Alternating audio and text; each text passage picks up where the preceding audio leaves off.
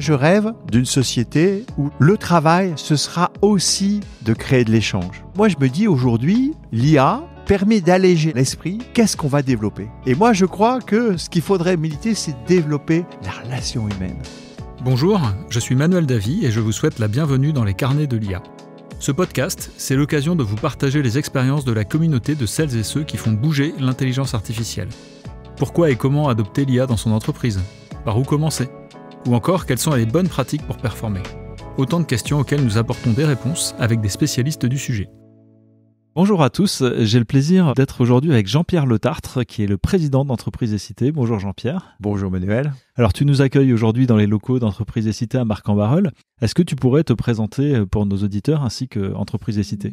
Bon, donc je m'appelle Jean-Pierre Letartre, j'ai eu une vie professionnelle dans l'audit et le conseil, puisque j'étais président de EY pour la France et quelques autres pays européens. Et à la fin de mon mandat, je suis revenu ici, ma terre natale, à Lille, pour reprendre la présidence d'Entreprise et Cité, qui est une superbe plateforme très originale au service des entrepreneurs et du territoire, pour aider les entreprises à relever les défis financiers, humains, technologiques, on en parlera tout à l'heure, en coopération avec, entre eux, les entreprises, mais aussi avec les acteurs du territoire. Aujourd'hui, ça regroupe une grosse douzaine d'activités et 3500 personnes. D'accord, donc une belle structure. Alors par ton parcours, comme tu l'as précisé, de président d'EY, tu as été au chevet des entreprises toute ta carrière et donc tu as dû en croiser un très très grand nombre. Comment vois-tu l'arrivée de l'intelligence artificielle dans le monde des entreprises ? Je le vois d'abord bien évidemment comme une opportunité. Je sais bien qu'il y a des risques, des sujets de discussion, on pourra en parler tout à l'heure, mais comme une grande opportunité.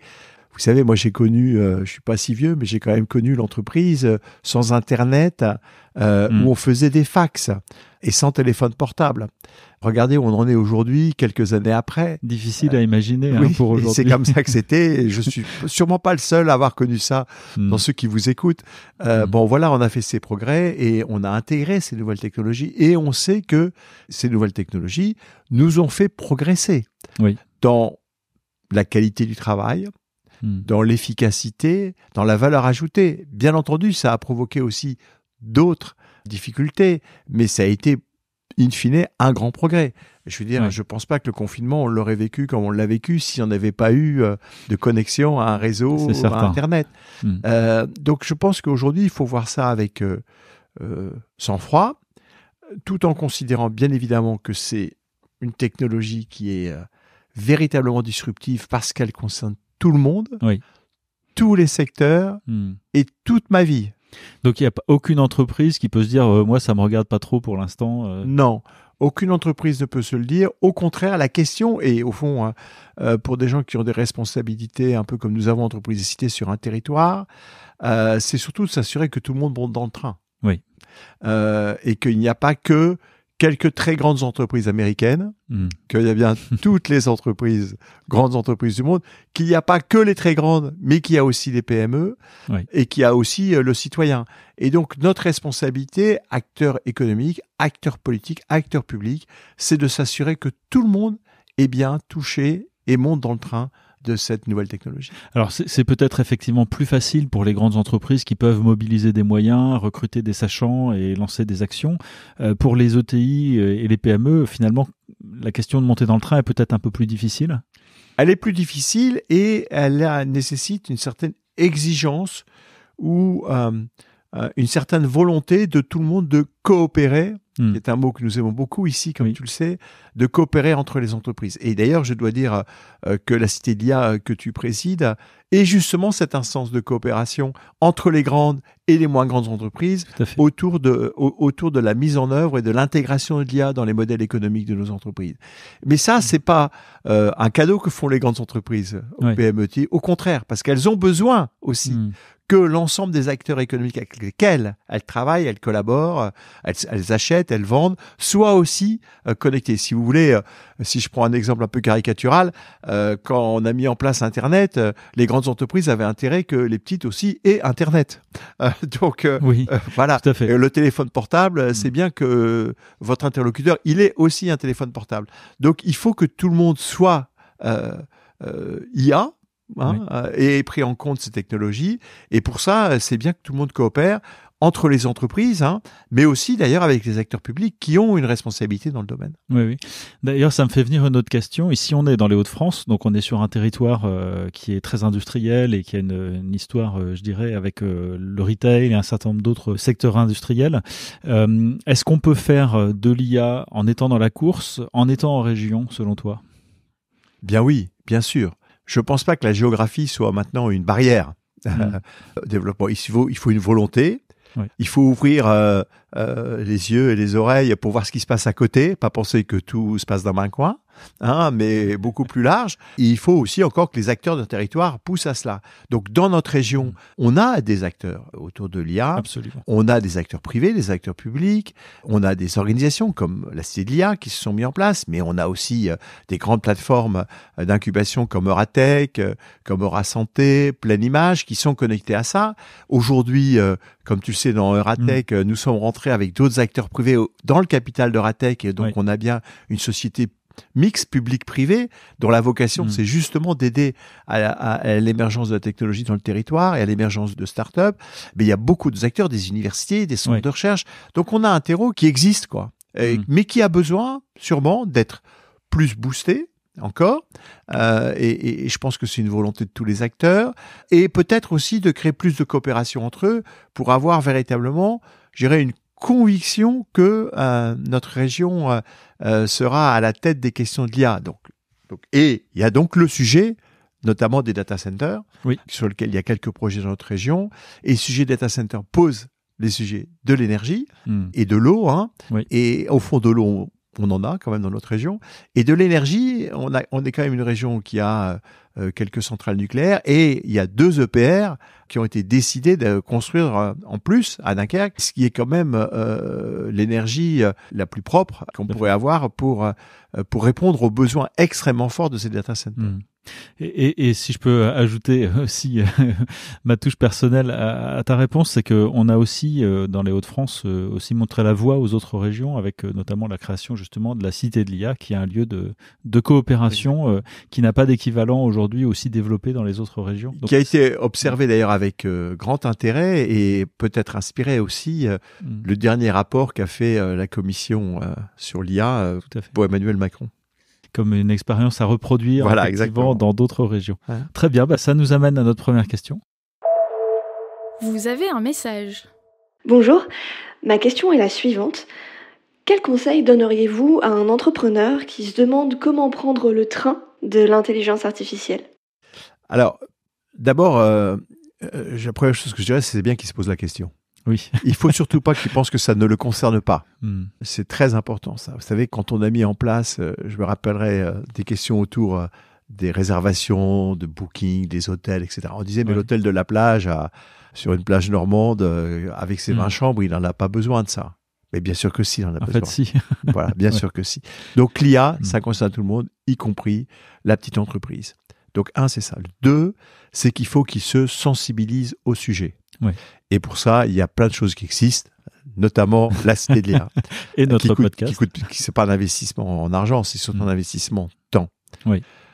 3, il faut qu'ils se disent bien que c'est pas ça qui va résoudre tous les problèmes. Et que il n'est pas évident qu'il ait immédiatement un effet d'efficacité ou sur sa profitabilité. C'est pas ça. C'est au fond, il faut rester dans la course. Il faut rester dans la course. D'accord. Et au fond, on ne court pas, on n'est pas dans la course si on est à côté des choses qui se passent, des trains qui passent. Bien sûr. Donc, il faut être dans la course. Ça peut lui ramener des gains d'efficacité, mais ça peut aussi lui donner une image, être compétitif, etc. Donc, je pense qu'il ne faut pas non plus s'attendre au miracle. C'est ça que je veux dire. Mais c'est un message important et ça vaut la peine de le répéter. Oui, je pense que ça, c'est important. Après, il faut qu'il sensibilise ses équipes. Et là aussi, il y a des acteurs de sensibilisation sur ces sujets.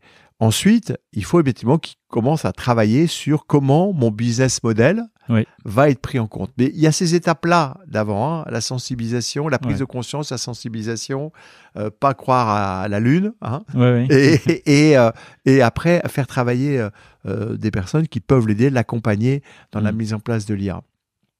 Est-ce que ça va lui coûter cher ? Pas sûr. D'autant qu'il y a quand même aujourd'hui un certain nombre d'aides qui peuvent exister. Je pense notamment à BPI, qui a lancé un programme. Donc ne pas hésiter. Et ça, on peut l'accompagner. Mais même s'il malheureusement il n'est pas dans les Hauts-de-France, il trouvera sûrement d'autres acteurs dans son territoire pour l'aider à trouver des personnes qui peuvent l'accompagner et également aussi contribuer au coût initial que cela peut représenter. Est-ce qu'une des craintes à laquelle sont confrontés les chefs d'entreprise, c'est pas finalement la peur de leurs salariés de voir leur emploi disparaître ? Quel est ton regard sur ce sujet ? C'est une question, au fond, où il ne faut pas avoir de réponse péremptoire. Il y en a qui vont dire toutes les innovations créent de l'emploi, toutes les innovations vont permettre de trouver de nouvelles compétences. Bien sûr, le moteur à vapeur n'a pas détruit l'emploi, même si au début. Donc, bien sûr que moi je crois que ça va être positif pour l'emploi et la qualité de l'emploi. Oui, je pense que c'est un point très important. L'emploi et la qualité. Mais il ne faut pas sous-estimer le travail important de transformation des compétences. Oui. Il ne faut pas sous-estimer cela.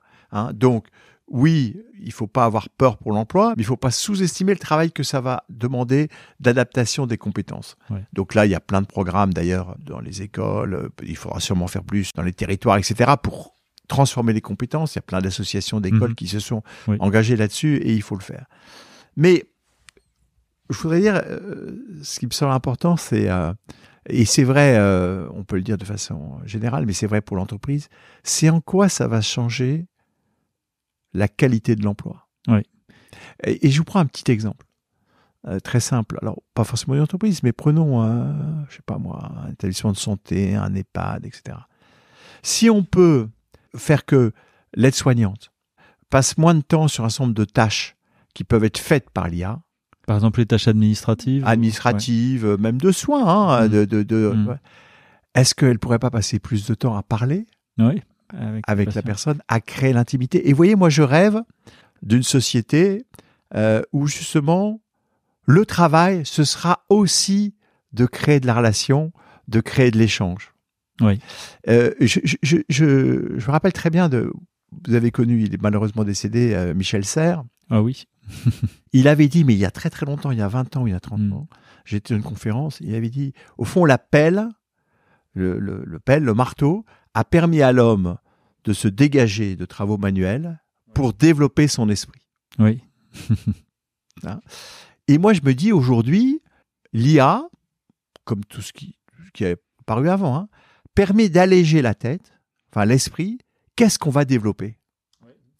Et moi, je crois que ce qu'il faudrait militer, c'est développer la relation humaine. Oui. Développer le vivre ensemble. Développer, prendre soin d'eux, qualitativement, humainement, psychologiquement. Et ça, ce serait, avouez, vraiment payer pour faire cela. Oui. Ce serait effectivement une avancée humaine considérable. Tout à fait. Il y a une citation de Jean Fourastier que j'aime beaucoup à ce sujet qui dit que la machine nous amène à nous spécialiser dans l'humain. Exactement. Et je pense que ça illustre bien tes propos. Pareil. Ouais. Très bien.